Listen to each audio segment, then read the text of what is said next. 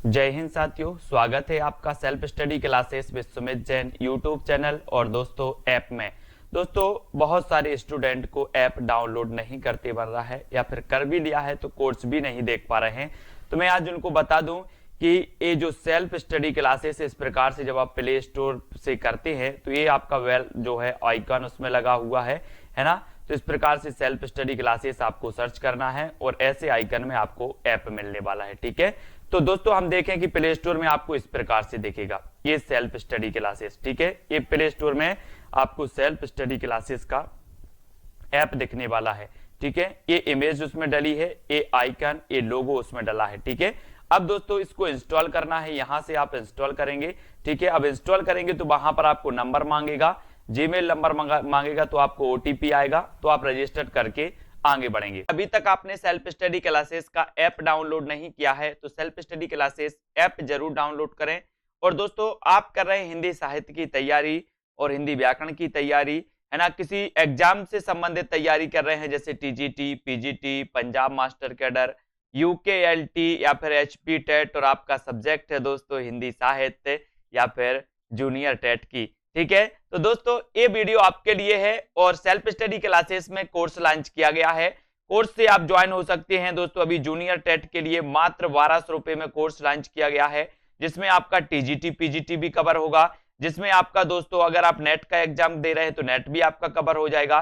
तो हिंदी साहित्य से जितने भी सब्जेक्ट आपके होंगे, जितने भी आप पेपर दे रहे होंगे, सबका इसमें कवर होगा मात्र 1200 रुपए में। कोई अलग से कोर्स अलग अलग नहीं लेना है। ठीक है, तो भारत की भाषा की सबसे छोटी इकाई किसे कहते हैं, ये क्वेश्चन तो कई बार पूछा गया, हर एग्जामों में ये क्वेश्चन पूछा जाता है कि भाषा की सबसे छोटी इकाई कौन सी है। शब्द, व्यंजन, स्वर या फिर वर्ण। भाषा की सबसे छोटी इकाई हमें बताना है, सबसे छोटी इकाई कौन सी है। तो आपको 2 सेकंड दिए जाते हैं, आपको चयन करना है, भाषा की सबसे छोटी इकाई बताना है और यहां पर आपका बिल्कुल सही आंसर हो जाएगा वर्ण या फिर अक्षर, है ना, जिसे ध्वनि भी कहते हैं, वर्ण भी कहते हैं, अक्षर भी कहते हैं। ये भाषा की सबसे छोटी इकाई होती है। ठीक है, वहीं आपसे अगर पूछ लिया जाए कि भाषा की सबसे छोटी सार्थक इकाई कौन सी है, तो सार्थक इकाई होती है आपकी शब्द। भाषा की सबसे छोटी सार्थक इकाई होती है शब्द और भाषा की सबसे छोटी इकाई होती है वर्ण, ध्वनि या फिर अक्षर। ठीक है, अगला क्वेश्चन, अगला, हिंदी किस भाषा परिवार की भाषा है। हिंदी किस भाषा परिवार की भाषा है। भारोपीय, द्रविड़, ऑस्ट्रिक या फिर चीनी तिब्बत। तो बताइए चीनी तिब्बती किस भाषा परिवार की। आपने देखा होगा भाषा परिवार आपने पढ़े होंगे, सबसे बड़ा भाषा परिवार माना जाता है दोस्तों अपना भारोपीय परिवार, है ना। और जो हिंदी है, ये हिंदी भी भारोपीय परिवार से ही संबंधित होती है, जो कि आंसर आपने बिल्कुल सही लगाया है, ये नंबर आपका बिल्कुल सही है। अगला क्वेश्चन यहां पर हम देखेंगे, हिंदी भाषा का जन्म हुआ तो अपभ्रंश से हुआ, लौकिक संस्कृत से हुआ, पाली प्राकृत से या फिर वैदिक संस्कृत से। तो हिंदी भाषा का जन्म किससे हुआ, ये आपको बताना है। 4 विकल्प है हमारे सामने। यहां बहुत सारे लोग कंफ्यूज हो जाते हैं, लेकिन आपको याद रख लेना है कि हिंदी भाषा का जो विकास हुआ है, जो जन्म हुआ है, वो अपभ्रंश से माना जाता है। ठीक है, अगर आदि जननी की बात करें तो संस्कृत पर हम पहुंचेंगे, लेकिन यहां पर आपका हिंदी भाषा का जन्म हुआ है तो वो अपभ्रंश से हुआ है, यानी कि आपका जो 1 नंबर है वो 1 नंबर बिल्कुल सही हो जाता है। अपन देखते हैं अपभ्रंश की विभिन्न अवस्थाओं से, जैसे स्वरसैनी हिंदी से पश्चिमी हिंदी निकली, है ना, और अर्धमागधी से दोस्तों पूर्वी हिंदी निकली। तो ये अपभ्रंश के विभिन्न रूपों से हिंदी की जो है भाषाओं का विकास हुआ, जन्म हुआ माना जाता है। ठीक है, अगला क्वेश्चन है आपके लिए दोस्तों कि भाषा शब्द की उत्पत्ति निम्न में से किस धातु से हुई। एक कई बार क्वेश्चन आया है, भाषा शब्द की उत्पत्ति किस धातु से हुई है। भाष्य से, भास से, भास या फिर भास से। तो किससे हुई मानी जाती है। प्रश्न क्रमांक आपका 49 है और 49 का उत्तर आपको चयन करना है। भाषा शब्द की उत्पत्ति किस धातु से हुई है, और आपने बिल्कुल सही चयन किया है। बोले सर भास लगा दो, मैंने लगा दिया, सी नंबर आपका बिल्कुल सही है। भाषा शब्द की उत्पत्ति भास से हुई है और सी आपका बिल्कुल सही हो जाता है। अगला क्वेश्चन आपका स्क्रीन पर है आपकी, वो बताना है आपको कि कौन सी बोली अथवा भाषा हिंदी के अंतर्गत नहीं आती। तो हिंदी के अंतर्गत नहीं आती तो कौन सी नहीं आती। कन्नौजी, बांगरू, अवधी या फिर तेलुगु? कौन सी बोली अथवा भाषा हिंदी के अंतर्गत नहीं आती? तो देखो, कन्नौजी तो आती है ना, बांगरू भी आती है, बांगरू यानी कि हरियाणवी, हरियाणवी का दूसरा नाम क्या है? बांगरू। और अवधी भी हिंदी के अंतर्गत आती है, तो कौन सी नहीं आती? बोले सर तेलुगु नहीं आती, तो तेलुगु आपका राइट आंसर डी बिल्कुल सही हो जाएगा, तेलुगु नहीं आती। ठीक है, अगला क्वेश्चन आपको बताना है यहां पर कि हिंदी भाषा का कौन सा रूप मानक हिंदी के रूप में स्वीकार किया गया? मानक हिंदी के रूप में कौन सा रूप स्वीकार किया गया? प्रश्न क्रमांक 51, पूर्वी हिंदी, पहाड़ी हिंदी, खड़ी हिंदी या फिर दक्षिणी हिंदी? हिंदी भाषा का कौन सा रूप मानक हिंदी के रूप में स्वीकार किया गया? ये क्वेश्चन आपसे पूछा गया है 51 का आंसर। और मानक रूप जो हुआ है, जो दोस्तों वर्तमान में जो प्रचलित रूप है हिंदी का, वो प्रचलित रूप भी खड़ी बोली का है, और मानक हिंदी के रूप में स्वीकार किया गया तो वो किया गया खड़ी हिंदी, खड़ी बोली, यानी कि दोस्तों सी आपका बिल्कुल यहां पर सही हो जाएगा, सी नंबर। ठीक है, अगला क्वेश्चन है आपकी स्क्रीन पर, हिंदी की विशिष्ट बोली ब्रजभाषा किस रूप में सबसे अधिक प्रसिद्ध है? ये क्वेश्चन तो कई बार पूछा गया है, तो इसके लिए भी हमें तैयार रहना है कि जो ब्रजभाषा है ये किस रूप में सबसे अधिक प्रसिद्ध है? राजभाषा के रूप में, तकनीकी भाषा के रूप में, राष्ट्रभाषा के रूप में या फिर काव्य भाषा के रूप में? किस रूप में ये ब्रजभाषा सबसे अधिक प्रसिद्ध है? और 4 विकल्प है, 52 का आंसर आपको बताना है। और यहां पर ब्रजभाषा किस रूप में सबसे अधिक प्रसिद्ध है? उत्तर चला जाता है काव्य भाषा के रूप में। किस भाषा के रूप में? काव्य भाषा के रूप में ये प्रसिद्ध है, और डी आपका बिल्कुल सही हो जाता है। भारतवर्ष में हिंदी को आप किस वर्ग में रखेंगे? किस वर्ग में रखेंगे आप, ये बताना आपको। तो यहां पर ये प्रश्न दिया है कि भारतवर्ष में हिंदी को आप किस वर्ग में रखेंगे? यहां पर आपके 4 विकल्प आपको दिए जाते हैं, राजभाषा के रूप में, राष्ट्रभाषा के रूप में, विभाषा या फिर तकनीकी भाषा। तो हिंदी को आप किस रूप में रखेंगे? कंफ्यूजन वाला प्रश्न। बहुत सारे लोग जिन्होंने नहीं पढ़ा है वो दोस्तों राष्ट्रभाषा लगाते हैं, राष्ट्रभाषा लगा के आते हैं 100%, लेकिन हिंदी को हम दोस्तों, हमारी हिंदी राष्ट्रभाषा नहीं है, हमारी हिंदी राजभाषा है। क्या है? राजभाषा। और राजभाषा उसे कहते हैं जिसे सरकारी कामकाजों में प्रयोग किया जाता है, और हमारी हिंदी को सरकारी कामकाजों में प्रयोग किया जाता है, इसलिए जो हिंदी है वो राजभाषा है। ठीक है, इसको याद रखेंगे। निम्न में से कौन सी भाषा संस्कृत की अपभ्रंश है? संस्कृत की अपभ्रंश यानी कि दोस्तों आपको पता है अपभ्रंश मतलब होता है बिगड़ा हुआ रूप। तो संस्कृत जब दोस्तों ये बोलचाल की भाषा बन गई, और बोलचाल की भाषा से बिगड़ते बिगड़ते आगे चली गई है संस्कृत। अपन देखते हैं कि तत्सम और तद्भव ये शब्द कैसे आए। ये संस्कृत से बिगड़ते बिगड़ते दोस्तों इनका तद्भव रूप आया, तो वही जो है अपभ्रंश कहलाती है, जो भाषा बिगड़ती हुई चली जाती है। ठीक है, तो संस्कृत की अपभ्रंश कौन सी कहलाएगी? तो संस्कृत के बाद होता है पाली का जन्म। किसका होता है? पाली का जन्म होता है। संस्कृत की अपभ्रंश पाली, पाली की अपभ्रंश प्राकृत, प्राकृत की अपभ्रंश अपभ्रंश, और अपभ्रंश की अपभ्रंश अभट्ट, है ना। तो इस प्रकार से दोस्तों, तो पाली आपका बिल्कुल सही होगा। संस्कृत की अपभ्रंश कहलाती है कौन सी? पाली, यानी कि डी नंबर आपका बिल्कुल सही हो जाएगा। ठीक है, अगला क्वेश्चन आपकी स्क्रीन पर, भारत में हिंदी को संविधान की किस धारा के अंतर्गत राजभाषा घोषित किया गया? हिंदी को तो धारा 343, धारा 343(2), धारा 343(1) या फिर दोस्तों 334(1).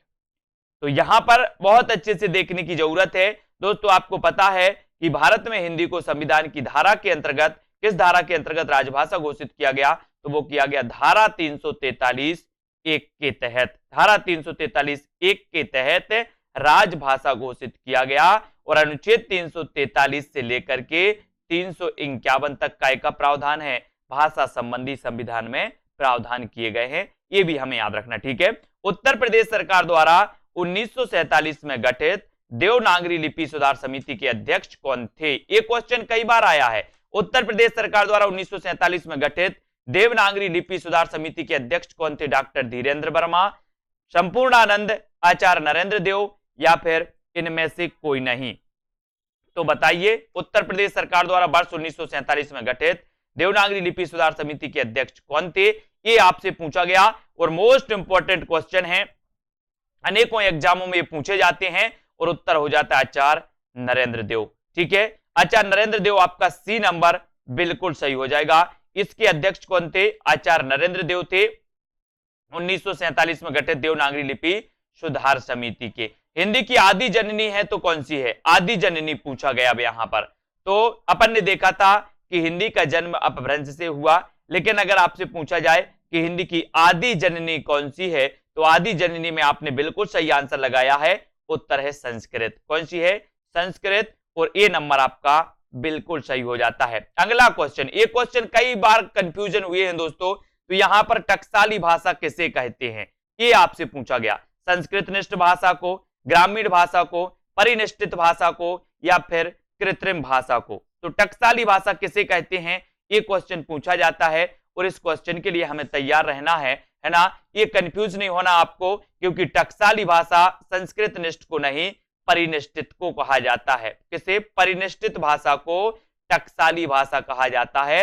और उत्तर आपका सी नंबर बिल्कुल सही है, परिनिष्ठित भाषा को टकसाली भाषा। ठीक है, तो सी बिल्कुल सही है। ग्वालियर की बोली बताना है। ग्वालियर की बोली कौन सी है दोस्तों? ये क्वेश्चन कई बार पूछा गया। ग्वालियर की बोली है ना। ये ग्वालियर मध्य प्रदेश का एक जिला है। और इसकी बोली कौन सी है? बुंदेली, ब्रजभाषा, खड़ी बोली, या फिर कन्नौजी? तो ग्वालियर की बोली पूछी गई, और बोली सर है यहां पर कौन सी? बुंदेली। और बुंदेली पश्चिमी हिंदी से संबंधित है। पश्चिमी हिंदी की अपन भाषा पढ़ते हैं दोस्तों, कानों के खड़ी बुंदेली ब्रजभान हरि के पास।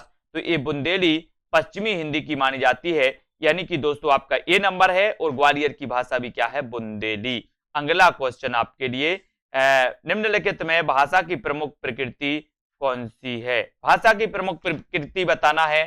सरलता से क्लिष्टता की ओर, जटिलता से सरलता की ओर, भावों से विचारों की ओर, या विचारों से भावों की ओर? भाषा की प्रमुख प्रकृति कौन सी है, ये आपको बताना है। तो प्रमुख प्रकृति बताना है।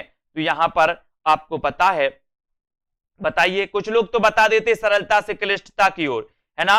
100% एक कंफ्यूजन वाला क्वेश्चन है दोस्तों, क्योंकि यहां पर बहुत सारे लोग सरलता से क्लिष्टता की ओर ही लगाते हैं। लेकिन आपने कभी अनुभव किया? ऐसे अनुभव कर लो सीधे सीधे। बोले सर जब हम भाषा सीखते हैं, जैसे आप हिंदी जानते हो, आपसे कहें कि अंग्रेजी सीखना है, तो सबसे पहले अंग्रेजी आपको सरल लगती कि कठिन? बोले सर कठिन लगती है। फिर जैसे ही आप सीखते जाते हो तो क्या हो जाती है? सरल होती जाती है ना। तो अपन क्या करते, भाषा को अगर सीखते हैं तो सबसे पहले जटिलता से सरलता की ओर। जैसे ही भाषा हम शुरू में सीखते हैं हमें जटिल लगती है, कठिन लगती है, फिर हम जैसे ही सीखते जाते हैं तो हमें सरल लगने लगती है। तो हम सरलता से क्लिष्टता की ओर नहीं, हम जटिलता से सरलता की ओर बढ़ते हैं। ये भाषा की प्रमुख प्रकृति होती है, ये आपको याद रख लेना, जटिलता से सरलता की ओर। ठीक है, हिंदी किस भाषा का शब्द है? हिंदी बताना है, ये किस भाषा का शब्द है। ये क्वेश्चन भी आपसे पूछा गया, फटाक से सभी लोग बताएंगे। यहां पर आपके 4 विकल्प दिए जाएंगे आपको। यहां पर सीधा सीधा उत्तर है कि हिंदी फारसी भाषा का शब्द है। किसका है? हिंदी फारसी भाषा का शब्द है। और इसको भी आपको याद रख लेना, फारसी, यानी ए नंबर आपका बिल्कुल सही हो जाएगा। अगला क्वेश्चन आपके लिए दिया जा रहा है यहां पर कि वर्तमान में भारतीय संविधान की 8वीं अनुसूची में शामिल भाषाओं की संख्या कितनी है? वर्तमान में भारतीय संविधान की 8वीं अनुसूची में शामिल भाषाओं की संख्या कितनी है? 14, 15, 18 या फिर 22?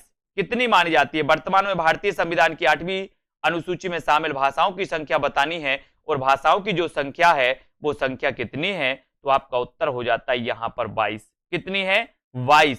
वर्तमान में भारतीय संविधान की 8वीं अनुसूची में शामिल भाषाओं की जो संख्या है वो संख्या है दोस्तों कितनी? 22। और राइट आंसर हो जाता है विकल्प नंबर डी। ठीक है, अगला क्वेश्चन है, पैसाची से कौन सी भाषा विकसित हुई है? मराठी, गुजराती, पंजाबी या फिर राजस्थानी? पैसाची से बताना है। और पैसाची से मैंने कई बार आपको बताया है कि अगर लहंगा चाहिए, पंजाबी लहंगा चाहिए, तो क्या करोगे? बोले सर पंजाबी लहंगा लेने के लिए पैसा चाहिए, पैसा चाहिए ना।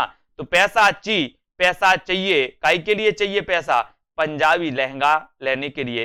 तो पंजाबी और लहंदा जो है, ये दोनों का विकास दोस्तों पैसाची से हुआ है। ठीक है, तो यहां पर तो आपका सी नंबर बिल्कुल सही हो जाता है। अगला क्वेश्चन है, ब्रजभाषा कहां बोली जाती है? ब्रजभाषा कहां बोली जाती है? इलाहाबाद में, ओरछा एवं झांसी, मथुरा, वृंदावन या फिर बनारस में? ब्रजभाषा कहां बोली जाती है? ब्रजभाषा के बारे में आपको पता है कि पश्चिमी हिंदी की दोस्तों एक बोली मानी जाती है पश्चिमी हिंदी की, है ना। और ये बताना है कि ये कहां बोली जाती है, 4 विकल्प में से। तो ब्रज भाषा जो बोली जाती है वो मथुरा वृंदावन में। कहां बोली जाती है? मथुरा वृंदावन, यानी कि उत्तर आपका सी की तरफ चला जाता है। सी नंबर आपका बिल्कुल सही हो जाता है। हिंदी भाषा की उत्पत्ति हुई है वैदिक संस्कृत से, लौकिक संस्कृत, स्वर सैनी अपभ्रंश या फिर प्राकृत से। हिंदी भाषा की उत्पत्ति हुई है तो किससे हुई है? हिंदी भाषा की उत्पत्ति आपको बताना है। कई बार हमने पढ़ा है कि सर गुजराती, राजस्थानी, पश्चिमी हिंदी, इनकी जो उत्पत्ति हुई है वो स्वर सैनी अपभ्रंश से हुई है। स्वर सैनी अपभ्रंश से हिंदी भाषा की उत्पत्ति, यानी कि विकल्प नंबर जो सी है वो आपका बिल्कुल सही हो जाता है। सी नंबर सही हो जाता है।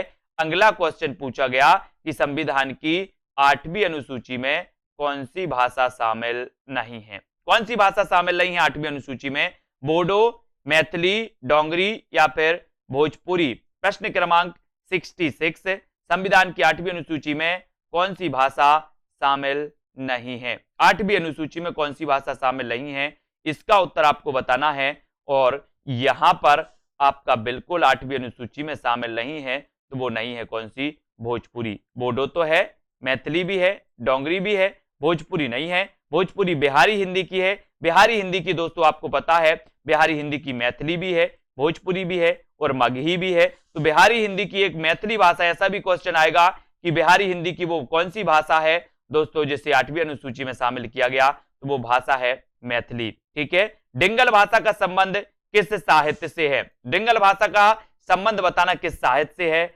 हरियाणवी साहित्य से, राजस्थानी साहित्य से, अवधी साहित्य से या फिर मैथिली साहित्य से? डिंगल भाषा का संबंध आपको बताना है। और दोस्तों आपको पता है डिंगल और पिंगल आदिकाल में 2 शैलियों का प्रयोग किया गया। इनको भाषा भी वहां माना जाता है, डिंगल और पिंगल, है ना। और यहां पर राजस्थानी साहित्य से इनका संबंध माना जाता है। किसका? डिंगल का। ठीक है। तो बी नंबर आपका बिल्कुल सही है। बोली का लघुत्तम रूप क्या है? ऐसा भी क्वेश्चन आता है, तो आपको तैयार रहना है बोली का लघुत्तम रूप बताने के लिए। और आपका यहां पर लघुत्तम रूप आपसे पूछा गया, तो उत्तर आपका हो गया क्या? वर्ण। लघुत्तम रूप क्या है? वर्ण। या फिर सबसे छोटी इकाई क्या है? तो वर्ण, अक्षर या फिर ध्वनि। अब अगला क्वेश्चन आपको बताना है कि भाषा की अभिव्यक्ति के कौन कौन से रूप हैं? मौखिक, लिखित, मौखिक और लिखित या फिर इनमें से कोई नहीं। तो बोले सर हम मौखिक भी भाषा की अभिव्यक्ति करते हैं, लिखित रूप में भी करते हैं, है ना। तो भाषा की अभिव्यक्ति के जो रूप पूछे गए, तो रूप में मौखिक और लिखित दोनों आ जाएगा। और सी आपका बिल्कुल सही हो जाएगा। सी नंबर आपका राइट आंसर हो जाएगा। अगला क्वेश्चन यहां पर आपको बताना है दोस्तों कि उच्चरित ध्वनि संकेतों की सहायता से भाव या विचार की अभिव्यक्ति कहलाती है, तो क्या कहलाती है? उच्चरित ध्वनि संकेतों की सहायता से भाव या विचार की अभिव्यक्ति क्या कहलाती है, इसका आंसर आपको बताना है। तो उच्चरित ध्वनि संकेतों की सहायता से भाव या विचार की जो अभिव्यक्ति कहलाती है वो कहलाती है क्या? भाषा। क्या कहलाती है? भाषा। और ए नंबर आपका बिल्कुल सही हो जाता है। ए नंबर राइट आंसर हो जाता है। ठीक है। भाषा और लिपि है, तो भाषा और लिपि क्या है? बताइए। भाषा और लिपि क्या एक दूसरे के विरोधी हैं, एक दूसरे की पूरक हैं, एक दूसरे की प्रतिद्वंदी हैं या फिर इनमें से कोई नहीं? भाषा और लिपि एक दूसरे की क्या मानी जाती हैं?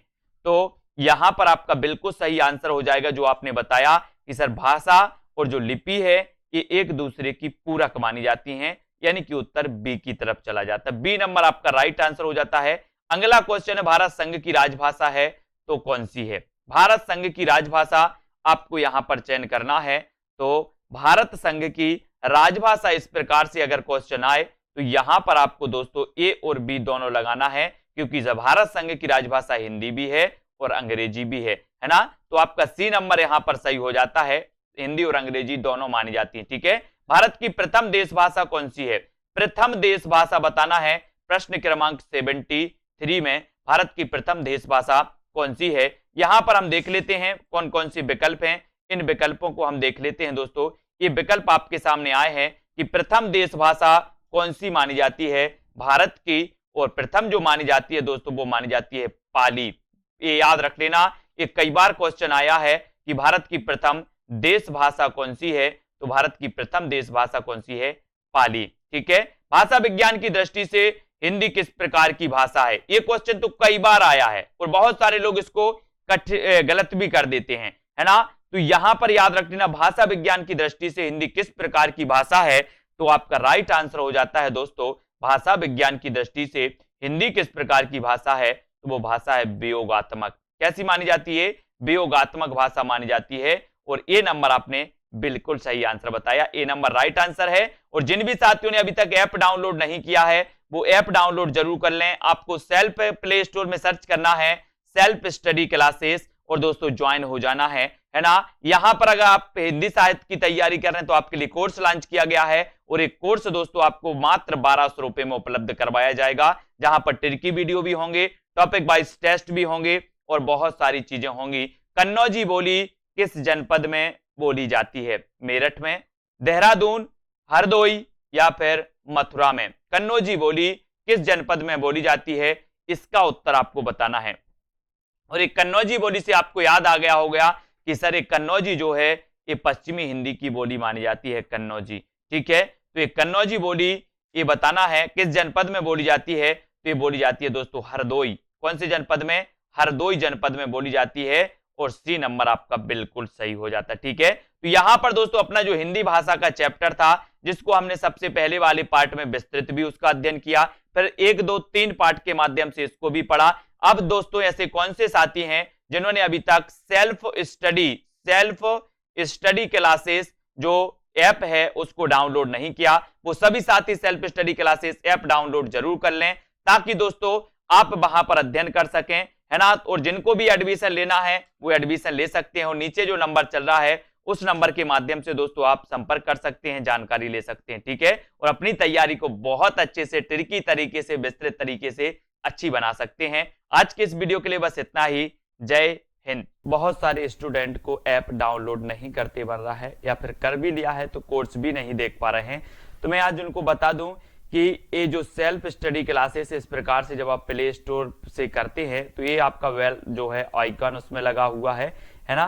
तो इस प्रकार से सेल्फ स्टडी क्लासेस आपको सर्च करना है और ऐसे आइकन में आपको ऐप मिलने वाला है। ठीक है, तो दोस्तों हम देखें कि प्ले स्टोर में आपको इस प्रकार से दिखेगा ये सेल्फ स्टडी क्लासेस। ठीक है, ये प्ले स्टोर में आपको सेल्फ स्टडी क्लासेस का ऐप दिखने वाला है। ठीक है, ये इमेज उसमें डली है, ये आइकन, ये लोगो उसमें डला है। ठीक है, अब दोस्तों इसको इंस्टॉल करना है, यहां से आप इंस्टॉल करेंगे। ठीक है, अब इंस्टॉल करेंगे तो वहां पर आपको नंबर मांगेगा, जीमेल नंबर मांगेगा, तो आपको ओटीपी आएगा, तो आप रजिस्टर करके आगे बढ़ेंगे।